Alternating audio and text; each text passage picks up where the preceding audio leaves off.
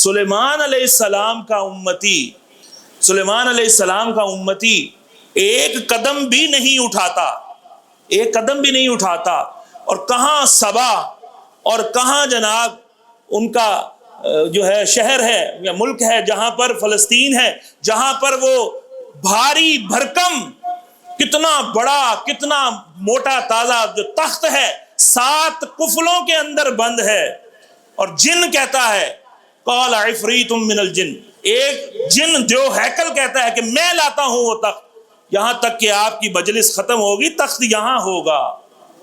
آپ کہتے ہیں نہیں اس سے پہلے چاہیے، تو قال الذی عندہ علم من الکتاب، سلیمان علیہ السلام کا امت کا ولی آصف بن برخیہ وہ کہتے ہیں ان کے پاس کتاب کا علم تھا، کہتے ہیں میں لے کر آتا ہوں۔ پوچھا کتنی دیر میں؟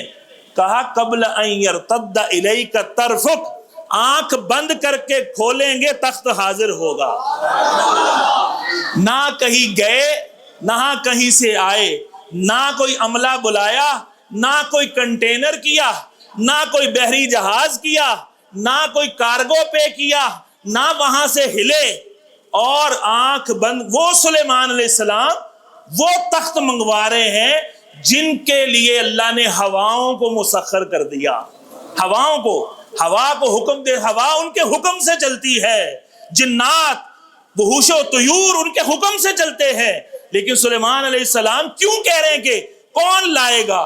وہ بتانا چاہتے ہیں مجھے تو اللہ نے جو دیا ہے دیا ہے، میں نے کہا تھا اللہ مجھے ایسی بادشاہت دینا جیسی کسی کو بھی نہ دینا، تو اللہ نے دی، اور آپ بتانا چاہتے ہیں کہ میری بارگاہ کا جن دیکھو کتنا کمال رکھتا ہے کہ وہ بھی لا سکتا ہے، لیکن جن وہ تو جسم لطیف والا ہے، لطافت والا ہے، اس کا تو چلو ماننے میں آتا ہے کہ بڑی اس کو طاقت ملی ہے، جو انسان ہے، جو بشر ہے، جو بشر ہے، انسان ہے، عام انسانوں کی طرح انسان ہے، اس کا کمال بھی تمہیں بتاؤں کہ وہ آنکھ جھپکتے میں دیر لگتی ہے، اتنا بڑا وہ جو جاب ہے یا ٹاسک ہے وہ پہلے ہی فلفل کر لیتا ہے، اور یہ ہوا قرآن میں ہے کہ نہیں ہے؟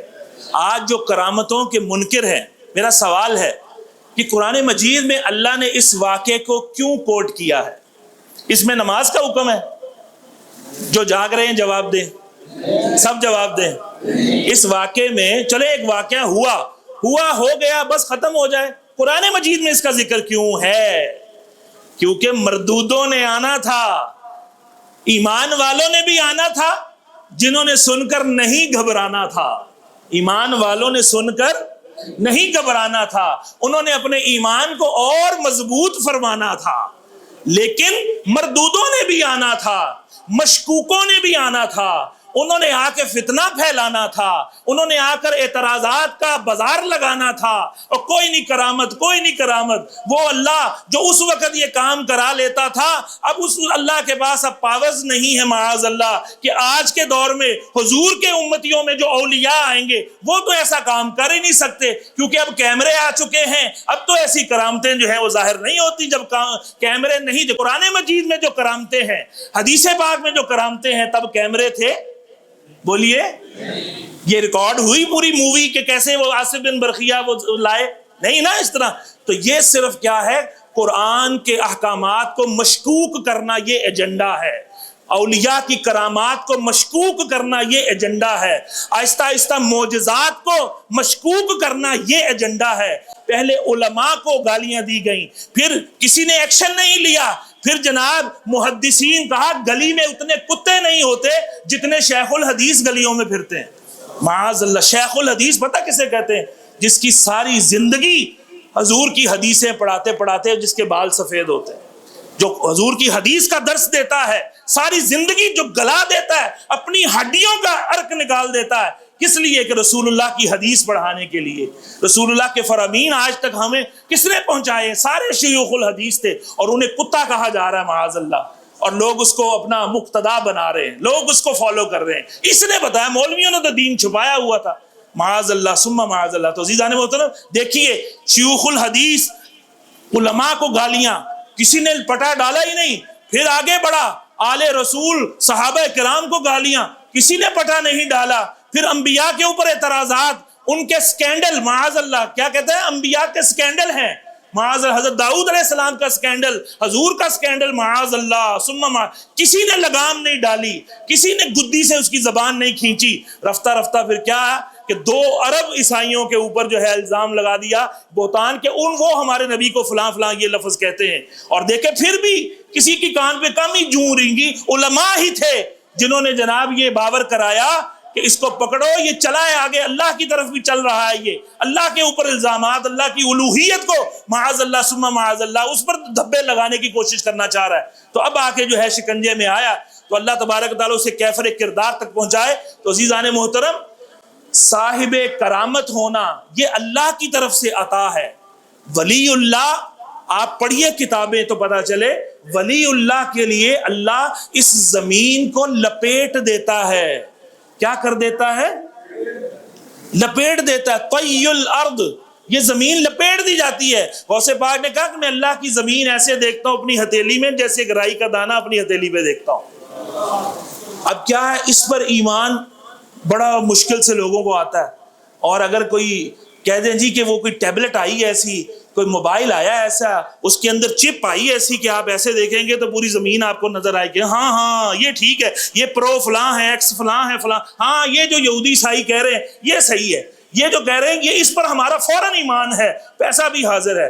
لیکن جو اللہ کے اولیاء، اللہ کے جو ہے دین کے علماء جو بتا رہے ہیں، گواہیاں دے رہے ہیں، اس پر ایمان نہیں ہے۔ طی الارض، اللہ کے ولی کے لیے یہ زمین ایک قدم ہے، 1 step only، 1 step۔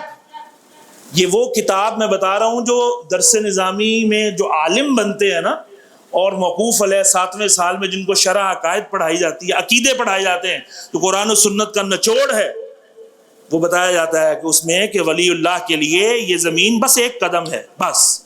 تو آپ کو قرآن کی مثال سے تو پتہ لگا تھا، حضرت عاصم بن برخیہ نے تو ایک قدم بھی نہیں اٹھایا، وہیں کے وہیں کھڑے رہے، وہیں کے وہیں۔ کیوں؟ ان کے پاس کتاب کا علم تھا، کیا تھا؟ اسم اعظم تھا، ان کے پاس کیا تھا؟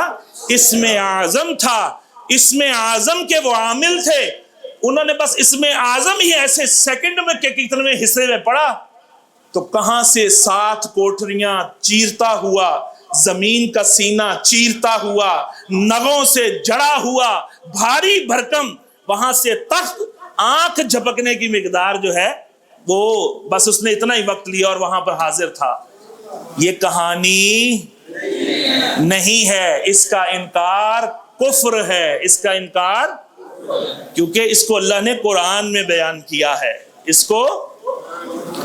اب دیکھیں، ہم چاہیں یہ جناب گرمی جا رہی ہے تو اس موسم میں جو پھل نہیں ہوتا، ہم جو مرضی کر لیں، ہاتھ جوڑ لیں اس درخت کو کہ تو اب کسی اور موسم کے پھل ابھی دے دے، وہ دے گا؟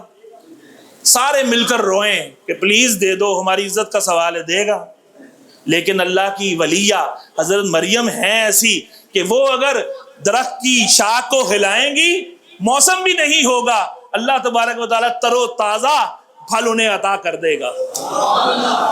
تو یہ اس میں نماز کا حکم ہے، زکوٰۃ کا حکم ہے، طواف کا طریقہ ہے، اس بات میں کچھ بھی نہیں۔ اللہ نے کرامات قرآن میں بیان کی ہیں، عیسیٰ علیہ السلام مردوں کو زندہ کرتے۔ آج بھی میں دیکھ کے آیا ایک وحشی قسم کا بندہ، اتنی ناف سے بھی نیچے داڑھی اس کی، اور قرآن پڑھ رہا ہے، لن يخلقوا ذبابا، بڑا سٹائل بنا کے، لن يخلقوا ذبابا، یہ جنہیں تم پکارتے ہو، یہ ولی نبی، یہ مکھی بھی نہیں بنا سکتے۔